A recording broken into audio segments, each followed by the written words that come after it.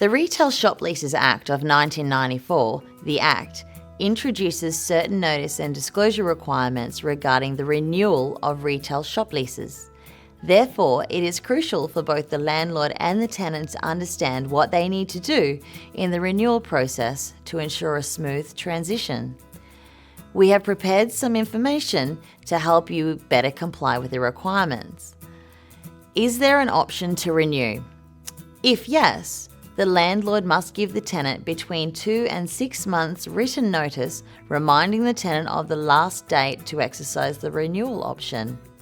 There will be a monetary penalty for the landlord if the landlord does not give such notice.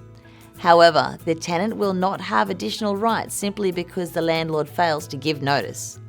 Also, note that renewal is not an opportunity for the landlord to review the current lease.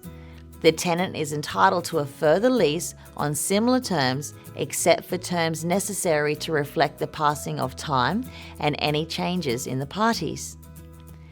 If no, the landlord still needs to give written notice to the tenant advising whether they intend to renew the lease or not.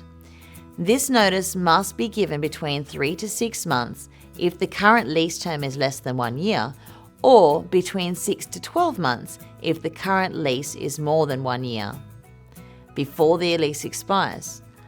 If the required notice is not given, the tenant can request an extension before the current lease expires by giving a written notice to the landlord. The lease can be extended for another 6 months after the landlord gives the notice required by the Act. Requirements for renewal. Check the current lease term. The lease might contain terms stipulating the conditions for exercising the right to renew. Generally, there will be a condition requiring the tenant not to default when renewing the lease. It is always a good idea to read the clauses carefully in advance to keep yourself informed.